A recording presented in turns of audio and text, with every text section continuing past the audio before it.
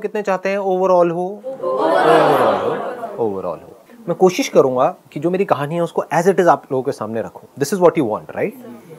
जो मैंने आज से पहले कभी भी शेयर नहीं किया है।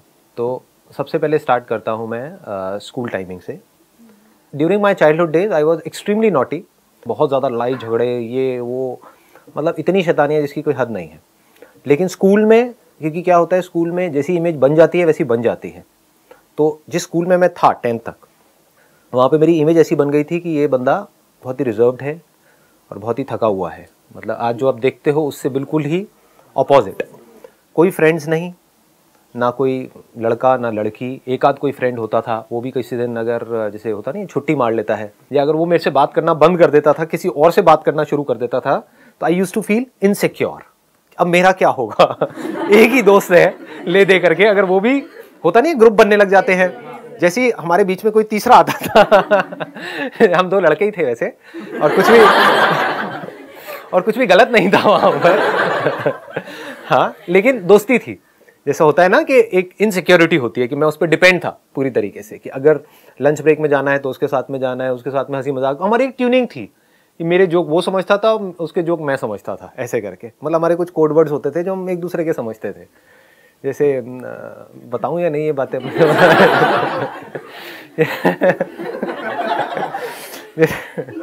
छोड़ो, ज्यादा हो जाएगा। हाँ तो अरे नहीं यार, वो छिछोरा शो करोगे। जैसे हमारा एक कोड वर्ड था वो देखेगा दोस्तों हंसेगा। जैसे कोई मतलब जैसे कोई लड़की हमको अच्छी लगती थी, बात तो होती नहीं थी ना उसकी ना मेरी, मतलब हम दोनों ही थके हुए से थे, बिल्कुल ही अलग अलग रहते थे साथ साथ में। तो ऐसी कोई निकलती थी तो चुपचाप मुंह नीचे कर लेते थे और एक दूसरे को बोलते थे ओए नाग ओए। कोड था नाग बोलते थे, क्यों क्या पता नहीं। एनी हाउ, अगर कभी जैसे उसने बिना बताए छुट्टी कर ली तो मैं इतना इनसिक्योर हो जाता था कि अकेले जा करके छुप के, हमारे स्कूल में पीछे एक जगह होती थी, वहाँ पर जा करके बैठ के अकेले में लंच करता था। क्योंकि अगर सबके पास में आता था तो लोग बोलते थे यार क्यों चेप हो रहा है। जैसे सबके अपने अपने ग्रुप बने होते हैं ना, तो ऐसा लगता था मेरे को खुद को ही कि मैं ज़बरदस्ती क्यों चेप हो रहा हूँ उनके पास पे जा करके। या फिर वो लड़ाई झगड़ा करना शुरू कर देते थे, थोड़ा उल्टा बोलना शुरू कर देते थे। तो ऐसी मेरी पर्सनैलिटी थी 10th तक। मतलब आप आइडिया लगा सकते हो, राइट, कि हाइट ऑफ लोनलीनेस। और मैं अब सेशंस करता हूँ how to overcome loneliness. It's so ironical, right? इतना ज्यादा अकेला था, लेकिन लड़ाई झगड़े में नंबर 1 था। मतलब 10th तक खूब लड़ाई झगड़े हुए हैं। अकेला लड़ता था, सामने 5-10 लोग होते थे, वो मिल करके मुझे मारते थे। तो खूब पिटा हूं, पिटा भी है, पिटा ज्यादा हूं। तो 11th में जो टर्निंग पॉइंट की आपने बात करी कि भाई टर्निंग पॉइंट क्या था, तो 11th standard was the biggest turning point of my life. क्योंकि 10th में मुझे समझ आ गया था कि इस स्कूल में अगर मैं रहा तो मेरा कुछ होने वाला नहीं है। तो मैंने डिसीजन लिया स्कूल चेंज करने का। एक बड़ा मजेदार सा किस्सा है यहाँ पर, जो मुझे बाद में पता लगा था, उस टाइम नहीं पता लगा था। जब मैं एडमिशन के लिए गया था रिसेप्शन पे उस स्कूल में, तो अभी जो मेरी वाइफ है उसने मुझे देखा था और उसने मन ही मन सोचा था कि अगर ये आ गया हमारे स्कूल में तो मजा आ जाएगा। लेकिन ये बात मुझे पता नहीं थी। अगर पता होती तो मुझे इतनी स्ट्रगल नहीं करनी पड़ती 1-1.5 साल तक। तो ये मुझे बहुत बाद में पता लगी। तो वो हमारा पहला कांटेक्ट था, मतलब जब उसने मुझे देखा था, मैंने उसे नहीं देखा था। फिर जब मैं स्कूल में गया और मेरा पहला दिन था, तब जब मैंने भी उसे देखा तो मेरे भी अंदर से कुछ ऐसी ही फीलिंग हुई, काश के व्हाटएवर। लेकिन फिर मैंने कहा नहीं, मेरी औकात से बहुत ऊपर है तो अपनी क्योंकि मेरी जो सेल्फ एस्टीम थी वो बहुत ही लो थी। मतलब मैं खुद को इतना गया गुजरा समझता था, इतना बेवकूफ़ समझता था जिसकी कोई हद नहीं है। कि मेरी जो पॉजिटिव क्वालिटीज भी थी कुछ ना कुछ, सब में पॉजिटिव नेगेटिव होता है ना, वो भी मुझे नेगेटिव लगती थी। कि मेरे बाल अभी तो थोड़े ब्लैक से दिख रहे हैं आपको, उस टाइम पे काफ़ी ब्राउन होते थे और बड़े से ऐसे फ्लिक निकलता था ये करके, ये ऐसे ऐसे वो बड़े बड़े बाल चलते थे व्हाटएवर। तो वो भी मुझे बड़ा अजीब सा लगता था। मैं जेन्युइनली अंदर से सोचता था, जैसे स्कूल की लाइन होती थी ना वहाँ पहले वाले स्कूल में 10th तक, कि भाई मेरे बाल ब्राउन क्यों हैं, शायद इसीलिए मेरे से कोई बात नहीं करता है, कि सबके ब्लैक है मेरे ब्राउन है, मैं इतना फेयर क्यों हूँ। मैं बहुत ज़्यादा फेयर था, अभी भी हूँ, लेकिन आप लगा सकते हो आइडिया कि पहले तो और भी ज़्यादा था, तो कितना ज़्यादा होऊंगा। तो मैं सोचता तो मैं इतना फेयर क्यों हूँ, काला क्यों नहीं हूँ। तो मैं बड़ी कोशिश करता था काला होने की, लेकिन हो नहीं पाता था, पता नहीं क्या डिफेक्ट था स्किन के अंदर या व्हाटएवर। तो आप समझ रहे हो ना मैं क्या कह रहा हूँ, कि मेरी जो पॉजिटिव क्वालिटीज भी थी वो भी मुझे नेगेटिव लगती थी, इतनी सेल्फ एस्टीम मेरी लो थी। तो मेरे माइंड में यही आया, मैंने कहा यहाँ तो कुछ होने वाला है नहीं। But somehow or the other we became friends 11th में 5-6 महीने तक हम फ्रेंड्स रहे थे। उसको भी मेरे ऊपर इतना ट्रस्ट था कि मैंने उसको बोला कि हाँ भाई चल बंक मारे गर्ल्स स्कूल से, तो उसने कह दिया हाँ ठीक है बंक मारते हैं। तो पहली बार क्या हुआ था कि बंक मारने के लिए मुझे लगा वो नहीं आएगी, बट वो आ गई बंक मार के स्कूल से। मैं स्कूल पहुंच गया। उस गली का नाम आज भी हमने रखा हुआ है 7 से 7:30 वाली गली। सुबह 7 से 7:30 बजे तक वो वहां पर अकेली बेचारी भटकती रही, फिर वो अपने घर चली गई। तो मतलब इतना अजीब सा एक सिचुएशन हुआ था, क्योंकि मेरे को विश्वास नहीं था। वी वर जस्ट फ्रेंड्स, तो मुझे नहीं लग रहा था कि वो आ जाएगी। लेकिन जब मुझे पता लगा तो मैंने कहा भैया ये तो मजे आ गए, और क्या चाहिए। हाँ, फिर हमने इकट्ठे स्कूल से बंक मारने शुरू करे थे। अब ये मैं बता तो रहा हूँ आप लोगों को, लेकिन ये अब वैसे स्कूल से तो आप लोग निकल चुके हो। हाँ, तो जो स्कूल में है उन बच्चों को मैं कहना चाहूँगा ऐसा कुछ मत करिए प्लीज़। हाँ, तो मेरा 11th तो ऐसे ही निकला। 12th स्टैंडर्ड में क्या हुआ कि मेरे अंदर से एक पढ़ने का मेरे अंदर एक कीड़ा आ गया। मैंने बताया भी था अपने एक सेशन में, पावर ऑफ फोकस वाले सेशन में, क्या हुआ था। अपने फ्रेंड के साथ में सिगरेट विगरेट बहुत पीता था, तो सुट्टा मार रहा था और ये वो बातें हुई और ऐसे करके, तो अंदर से आ गया कि नहीं यार मेरे को पढ़ना है। तो उस टाइम पे फिर 12th में मैंने पूरा अपना फोकस डाल दिया पढ़ाई के ऊपर, और उसकी वजह से मेरा और इसका रिलेशन थोड़ा थोड़ा ख़राब होने लग गया।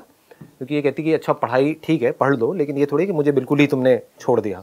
तो मेरा ये था कि नहीं मुझे पढ़ना है पढ़ना है पढ़ना है। वहाँ पर भी कुछ बड़ा मज़ेदार हुआ कि ये इतना नहीं पढ़ती थी, ये अपना चिल्ड आउट रहती थी अपना लाइफ में, ठीक है। मेरे को भी कहती थी कि नहीं तुम आराम से लो ना, इतना सीरियस क्यों हो रहे हो। और मैंने बहुत सीरियस होकर के डेली पता नहीं कितने कितने घंटे पढ़ाई करी, और 12th में मेरे आए 85%, और हमारे स्कूल में टॉप किया इसने।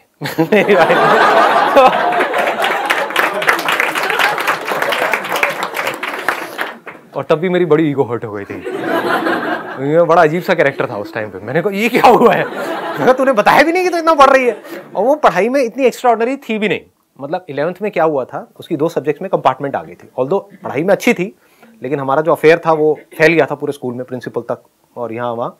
तो उन्होंने दिमाग लगाया, उनकी ये स्ट्रैटेजी थी हमारे स्कूल वालों की उधर की, कि जब भी ऐसा कुछ हो तो एक को बाहर कर दो स्कूल से, समझ गए। तो मेरे को बाहर करने की उनमें हिम्मत नहीं थी, क्योंकि मैंने एक बहुत बड़ा कांड किया था 11th स्टैंडर्ड में, तो वो पूरे स्कूल में सबको पता था।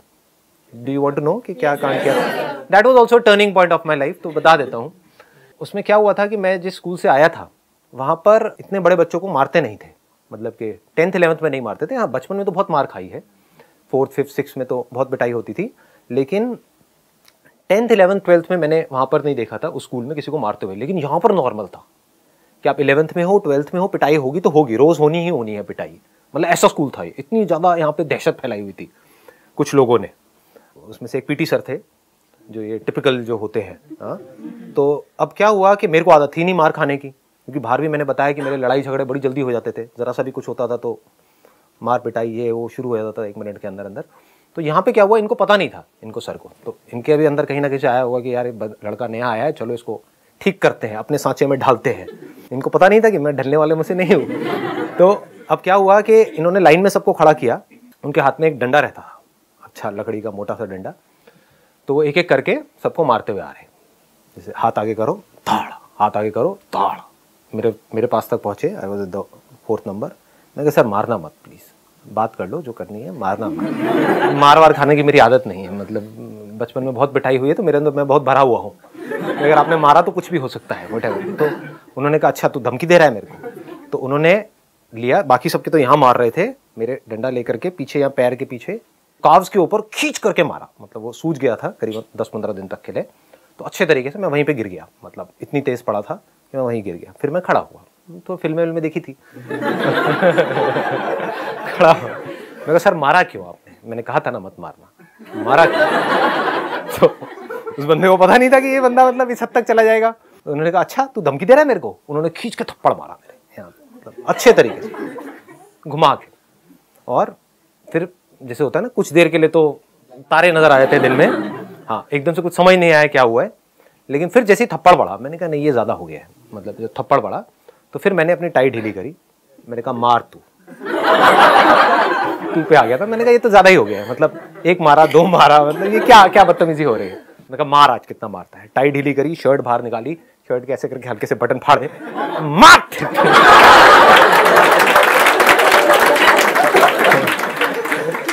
तो अभी मैं बहुत धीरे बोल रहा हूँ, बट आप इमेजिन कर सकते हो मैंने कैसे बोला होगा स्कूल के ग्राउंड में। और भी जो स्टैंडर्ड के जैसे 12th के और थे लड़के लड़कियां, वो आ गए, एकदम से सारी भीड़ आ गई, मतलब सब लोग देख रहे कि क्या हो रहा है। और बहुत तेज मैं बोल रहा था, मतलब बहुत ज़्यादा एक लाउड वॉइस में, मार तो कितना मारेगा। और फिर मैंने देखा, मैं भी यहाँ से काँप रहा था, क्योंकि हालत तो पिटाई के बाद में अपने आप ही बॉडी कांपने लग जाती है, ऊपर से गुस्से से बॉडी कांपने लग जाती है। सामने मैंने देखा तो सर भी कांपने लग गए।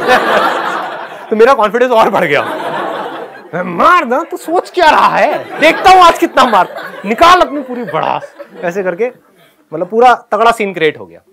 इतने में जो उसके जो सीनियर सर थे, पीटी सर 2 थे, वो आए मेरे पास में, कहते अरे संदीप रिलैक्स रिलैक्स रिलैक्स, पानी पियो। मैं क्या पानी? और छोड़ा हो गया। लेकिन जब मैंने उनके साथ ऐसा किया तब मुझे अंदर से लगा बेटा तू तो गया, ये अब थोड़ा ज्यादा हो रहा है। मैं कहा सर देखो ना क्या क्या, थोड़ा सा संभाल लिया था, क्योंकि अंदर से तो मेरी हालत टाइट हो गई थी। मैंने कहा बेटा ये बहुत बड़ा रायता फैला दिया तूने, अब तू गया।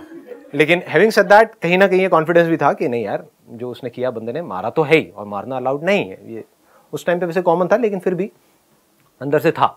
तो सामने वाला बंदा भी डर गया। फिर थोड़ी देर में वो सर आए, उन्होंने मेरे को रिलैक्स किया, इधर से दोस्तों ने रिलैक्स किया, ये किया वो किया। फिर थोड़ी देर में वो सर आए जिनके साथ में ये सब कांड हुआ था, उन्होंने भी आके बोला सॉरी संदीप, ये वो व्हाटएवर, ऐसी अपनी उनकी आवाज़ थी बड़ी फनी सी। सॉरी आज के बाद ऐसा कुछ नहीं। सर कोई नहीं सर, क्या हो गया सर, हो जाता है, आई अंडरस्टैंड, कोई बात नहीं सर। सर संदीप देख लो कुछ है तो नहीं ना तुम्हारे मन में, तो नहीं। मैं मेरे मन में क्या होगा सर, कोई नहीं, मेरा तो जो होना था सो हो गया। उसके बाद में जैसे जैसे ऊपर गया, पूरे स्कूल में बात फैल गई थी। तो I became an overnight, what do you call it, as a hero और a super hero of that particular school. जहां भी जाता था, अरे देखो वही है। और बात क्या हो गई, मैंने मारा नहीं था सर को, लेकिन सब कह रहे थे इसने सर को मारा है, सर को मारा है। बात फैल गई, जबकि मैंने मारा नहीं था, मेरी तो खुद की हालत टाइट थी। मैंने कहा यार ये क्या हो गया, एनी हाउ। तो लेकिन बात ऐसे फैल गई कि ये वही लड़का है जिसने सर को मारा, इससे थोड़ा बच के रहना, व्हाटएवर, ऐसे करके। तो वैसा एक माहौल बन गया था। तो I think, I may be wrong, but I think इस वजह से मुझे 11th में पास कर दिया, क्योंकि लोगों को लगा कि ये तो भैया पागल है, ये पता नहीं क्या करेगा, कहीं स्कूल के बाहर जाकर के सर को, एक मैडम को ना पकड़ ले, व्हाटएवर। कहीं ना कहीं डरते तो वो भी है, राइट, उनके अंदर भी डर होता है। तो उन्होंने मुझे पास कर दिया, लेकिन मेरी उसको फेल कर दिया, मतलब उसकी 2 में कंपार्टमेंट आ गई। इसके बाद सीधा ही क्या हुआ कि 12th में टॉप किया किसने, अगेन मेरी वाइफ ने, और उसका नाम 10 साल तक वहाँ पे स्कूल के वहाँ पे लिखा रहा। तो एक तरह से देखा जाए तो स्कूल के ऊपर भी एक बहुत बड़ा एक क्वेश्चन मार्क है कि 11th में जिसकी कंपार्टमेंट आई थी, वो she was the topper of that particular school in that particular year. तो ये थी 12th तक की कहानी।